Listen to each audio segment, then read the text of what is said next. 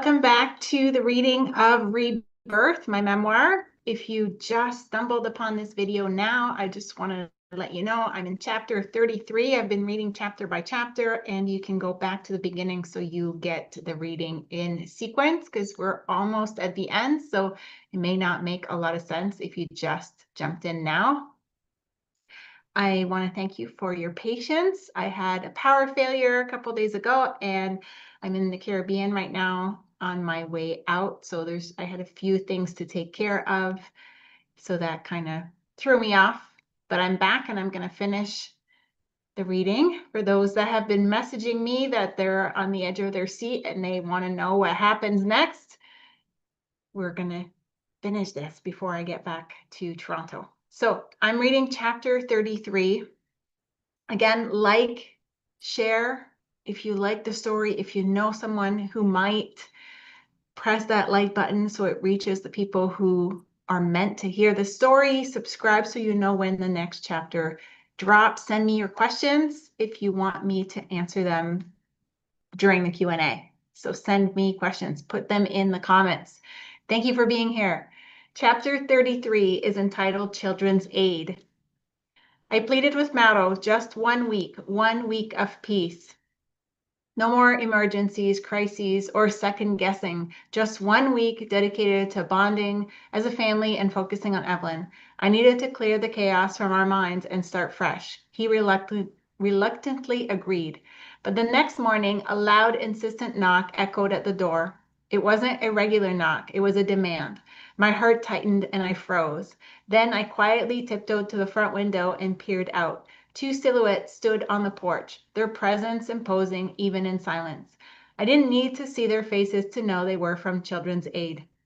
"We're not opening it," I whispered to Maro, shaking my head as I slowly moved away from the window. Maro hesitated. What if they think we're hiding something? Fear surged through me. Would he stick to our plan? I braced myself for more defending and pleading, yet another struggle to be heard. "We're not hiding anything," I said defensively. "We're resting, like we said we would. You agreed." I felt trapped in a never-ending cycle, exhausted from fighting, but he nodded. The door remained closed, for now. They returned 2 days later, and the same scenario played out. I had to remind him of our agreement. We didn't answer. The third time, the knock was so sharp it seemed to shake the walls. My heart echoed the reverberations. Then we heard audible threats piercing through the door like splinters. "If you don't open the door, we'll be forced to take stronger action. We may even have to remove the baby." My whole body tensed. I closed my eyes and tried to breathe through the pressure in my chest. Could I stand trial and face their accusations? Could I prove I was worthy to mother my child? It had already been a week, but I still wasn't ready. I had to concede. It was time. I nodded, and Maro opened the door.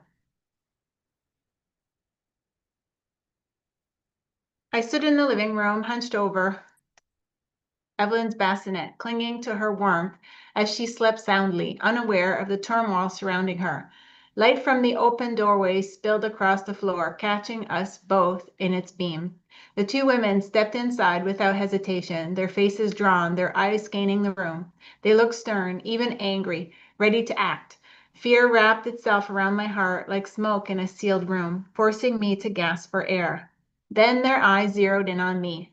They stopped. Something shifted in their expressions. They exchanged a quick glance, and their demeanor softened. Their shoulders dropped. Their hesitation gave me a chance to relax. "Why were we called here?" the taller woman asked, her voice edged with confusion. I shrugged. "I have no idea," I said, a smirk creeping into my face. The smoke lifted. I felt lighter, but kept my eyes and energy focused on Evelyn so they wouldn't think I wasn't taking this seriously. "This isn't what we expected," she added. "The mothers I normally see don't look anything like you." I stood up straight and smiled, a sense of relief coursing through me. They introduced themselves. Brenda, the social worker, held a clipboard and wore a seriousness that didn't quite match her apparent confusion. Jen, the nurse, was much younger. She smiled warmly, her eyes moving between Evelyn and me with a kind of cautious curiosity. They entered the living room, and Brenda sat beside Maro on the couch. I sat in the chair by the kitchen doorway to stay close to Evelyn. Jen remained standing quietly behind me, observing. Now, tell me what happened at the hospital, Brenda asked. How did you end up on our radar? We told them everything, the birth, the bleeding, the misdiagnosis, the dismissals, the nurse getting upset with me when I asked if I had to continue the examination, and the threat that they would call Children's Aid when I asked for help. Brenda took notes, flipping pages, occasionally glancing over her glasses at me. When we finished, she sighed and exchanged another look with Jen. We shouldn't have been called, she told her before turning back to me. She looked at her file again, sighed, then added, unfortunately, because the file is open, we have no choice but to complete the investigation. The weight of protocol settled into the room. I exhaled deeply as she explained the next steps. They needed to examine Evelyn, fully undressed, and inspect her room. My breath caught. I was tired of protocols and procedures, and I couldn't hide the pain I felt at the thought of my baby's privacy being violated again. As though sensing my distress, Brenda's tone softened. I know it's invasive, but you can do it while changing her diaper. Jen can come upstairs with you. It was a small comfort. It would feel more natural, less traumatic. Then Brenda leaned forward, gently placing a hand on my arm, her eyes locked on mine. I have a feeling you need to be heard, she said. Her intensity made me a little uncomfortable. I wasn't used to family caring, let alone complete strangers. I'm okay, I muttered, shifting away, trying to escape the moment. But she didn't withdraw. Instead, she pressed in. I want to hear your story. Something caught in my throat, making it difficult to swallow. I studied her face, unsure what to make of it. I didn't want to confide in a stranger. I wanted my husband to listen, to understand and see. I didn't think a random person could help. But then again, maybe it had to be someone else, someone with no history or ties. Maybe that made it even more powerful. I nodded, let out a breath of surrender, suppressed the discomfort, and smiled before answering. Okay. The next breath helped me relax. I felt my awareness return to my body, and I began to formulate where to begin. But first, she interrupted, holding up her index finger, then shifting back on the couch. We'll take care of the paperwork. I was relieved. This would buy me a little time to ease into it. Jen asked, where's the baby's room? I scooped Evelyn into my arms and said, let me show you. We climbed the stairs upstairs. The room was small but tidy. Jen looked around. Wow, I'm impressed. It's so organized. I smiled. Please, someone notice. I was proud of how I organized on a limited budget, but now I wished more than ever I had made it to IKEA so she could see what I truly had in mind to simplify my routine. For now, this worked. Everything had its place.